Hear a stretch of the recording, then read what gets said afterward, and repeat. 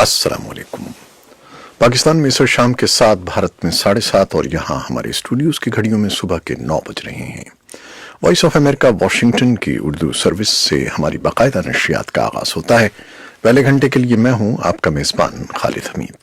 जैसे कि आप देख रहे हैं, फेसबुक लाइव पर हम आपके सामने हैं और वेबसाइट और रेडियो पर हमारा ये 1 घंटे का न्यूज़ शो जारी रहेगा। तो आगाज करते हैं पहले आज की अहम खबरों की सुर्खियों से। वाशिंगटन में कायम थिंक टैंक ने आज़ाद मईशत के हवाले से ममालिक की नई दर्जाबंदी जारी की है, जिसमें पाकिस्तान को मजमूई स्कोर में 6 पॉइंट के इजाफे के साथ 131वीं आज़ाद मईशत करार दिया गया है। इस बारे में तफसीली रिपोर्ट कुछ देर में। पाकिस्तान की मरकजी बैंक ने शरह सूद 13.25% पर बरकरार रखने का फैसला किया है। पाकिस्तान के सूबे खैबर पख्तूनख्वा की एक मकामी अदालत ने पश्तून तहफ़्फ़ुज़ तहरीक PTM के सरबराह मंजूर पश्तीन की दरख्वास्त जमानत मुस्तरद कर दी है। पाकिस्तान में पंजाब सिंध बॉर्डर पर रहीम यार खान की तहसील सादिकाबाद के करीब पीर और इतवार की दरमियानी रात गैस पाइपलाइन धमाके से फट गई, जिससे आग भड़क उठी और कई फुट ऊंचे शोले बुलंद होने लगे और इर्द गिर्द के खेतों में भी आग लग गई। सिंध पुलिस ने थरपारकर मंदिर को नुकसान पहुंचाने के इल्जाम में 4 नौउम्र अफराद को गिरफ्तार कर लिया है। भारतीय ज़ेर इंतजाम कश्मीर में 3 दहाइयों से जारी शोरिश के दौरान सबसे ज्यादा इलाके की खवातीन मुतासिर हुई हैं। अक़वाम मुत्तहिदा ने इमदादी इदारों और हुकूमतों से अफगानिस्तान के लिए $70 करोड़ से जायद की मजीद हंगामी इमदाद की अपील की है। और अफगानिस्तान में अहदेदारों ने बताया है कि तालिबान ने शिमाली अफगानिस्तान में सुबह सवेरे एक हमले में कम से कम 13 पुलिस एहलकारों को हलाक कर दिया है। सदर डोनाल्ड ट्रंप के वकला मंगल के रोज सेनेट में जारी मुआवजे की कार्रवाई में अपने दलाइल का इख्तिताम करेंगे। ये थी शह सुर्खियां, तफसील कुछ देर के बाद।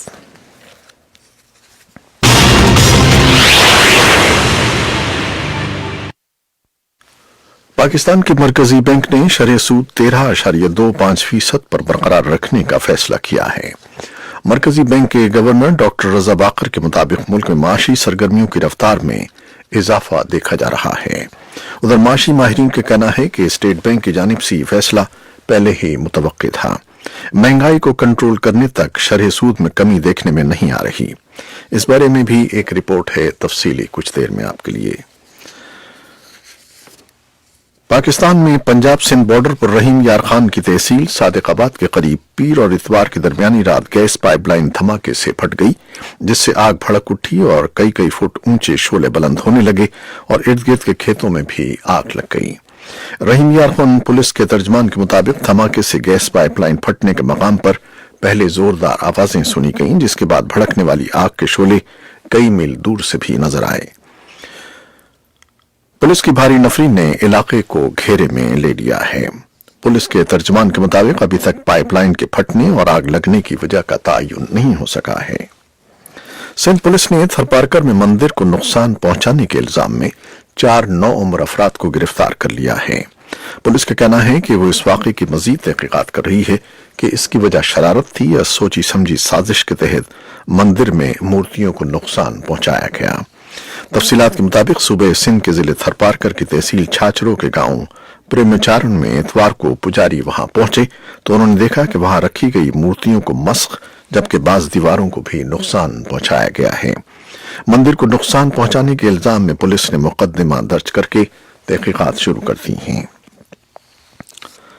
भारतीय ज़ेर इंतजाम कश्मीर में 3 दहाइयों से जारी शोरिश के दौरान सबसे ज्यादा इलाके की खवातीन मुतासिर हुई हैं, जहां पर तशद्दुद के वाकयात में खवातीन की एक बड़ी तादाद की जानें गई हैं। वहीं हजारों के वालिदैन, खाविन या बेटे सिक्योरिटी फोर्सेस के हाथों हलाक और लापता हुए हैं। सैकड़ों अफराद को मुबैना अस्करियत पसंदों, मुनहरिफीन या फिर नामालूम असलहा बरदारों से कत्ल किया गया है। 5 अगस्त सन 2019 को नई दिल्ली की तरफ से मुतनाज़ रियासत की आईनी नीम खुद मुख्तारी को खत्म करके उसे बराह रास्त वफाक के कंट्रोल वाले इलाकों में तकसीम करने के इक़दाम के बाद वहां पाई जाने वाली मखदूश सूरत हाल के नतीजे में खवातीन को मुश्किलात और मसाइब के एक नए दौर का सामना है। और افغانستان میں عہدیداروں نے بتایا ہے کہ طالبان نے شمالی افغانستان میں صبح سویرے ایک حملے میں کم از کم 13 پولیس اہلکاروں کو ہلاک کر دیا ہے۔ شناخت ظاہر نہ کرنے کی شرط پر ایک مقامی عہدیدار نے منگل کے روز وائس آف امریکہ کو بتایا کہ باغیوں نے پل خمری میں پولیس چوکی پر حملہ کیا۔ یہ حملہ ایک ایسے وقت میں ہوا ہے جب باغی گروپ دوحہ میں امریکہ کے ساتھ کئی روز سے امن بات چیت کر رہا ہے، جس میں تشدد میں کمی پر مذاکرات ہو رہے ہیں۔ طالبان نے امریکہ کے ساتھ معاہدہ طے کرنے کے لیے ایک ہفتے کے لیے فائر بندی کی تجویز پیش کی تھی، اور اقوام متحدہ نے امدادی اداروں اور حکومتوں سے افغانستان کے لیے $73 کروڑ کی مزید ہنگامی امداد طلب کی ہے۔ یہ امداد ایسے وقت میں طلب کی گئی ہے جب افغانستان میں غربت میں اضافہ ہوا ہے۔ اقوام متحدہ کے نائب خصوصی مندوب نے پیر کو کہا کہ افغانستان میں گزشتہ سال کے مقابلے میں رواں سال 94 لاکھ افراد کو خوراک اور رہائش کی ضرورت ہے، جبکہ سن 2019 میں ایسے افراد کی تعداد 65 لاکھ تھی۔ اس وقت اقوام متحدہ نے حکومتوں اور دیگر امدادی اداروں سے $60 کروڑ کی اپیل کی تھی۔ چین میں کرونا وائرس سے ہلاکتوں کی تعداد 100 سے تجاوز کر گئی ہے۔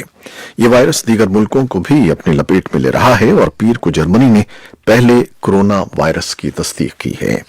خبر رساں ادارے رائٹرز کے مطابق چین میں کرونا وائرس سے جہاں ہلاکتیں ہو رہی ہیں، وہاں چین کی معیشت پر بھی اس کے اثرات مرتب ہو رہے ہیں۔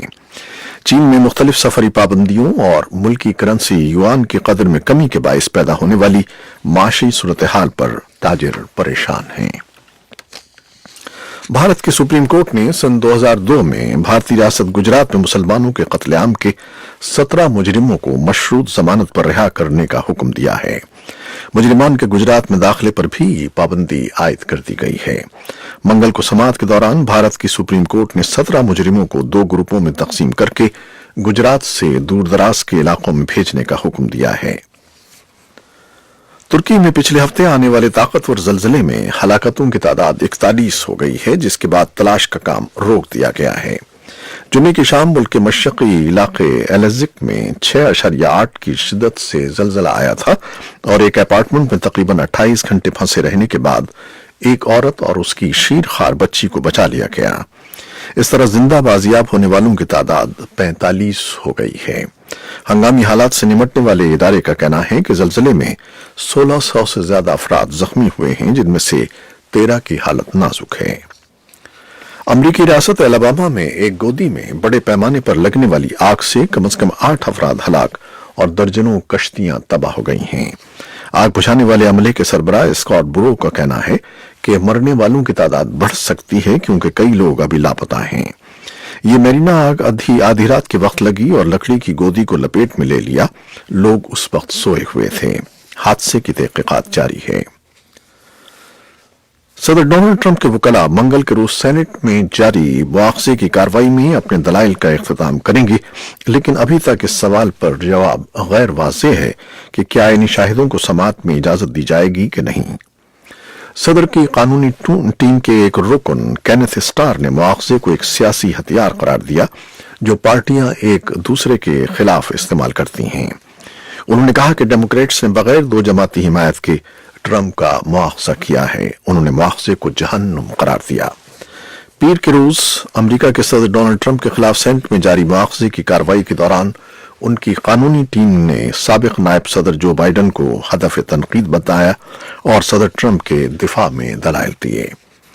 صدر ٹرمپ کی قانونی ٹیم میں شامل وکیل پام بونڈی اور ایرک ہرشمن نے پیر کو اپنے دلائل کے آغاز پر صدر ٹرمپ کے اس اقدام کا بھرپور دفاع کیا، جس میں انہوں نے یوکرین کے صدر ولادیمیر زیلنسکی کو فون کر کے کہا تھا کہ وہ جو بائیڈن اور ان کے صاحبزادے ہنٹر بائیڈن کے خلاف تحقیقات کریں۔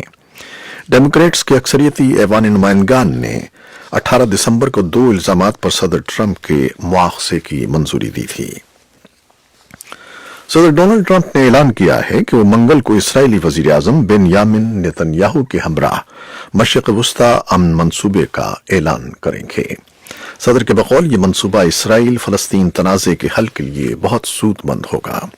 فلسطینی حکام نے مجوزہ منصوبے کو اسرائیل نواز اور 2 ریاستی حل کے منافی قرار دیتے ہوئے عالمی برادری سے اس کا بائیکاٹ کرنے کی اپیل کی ہے۔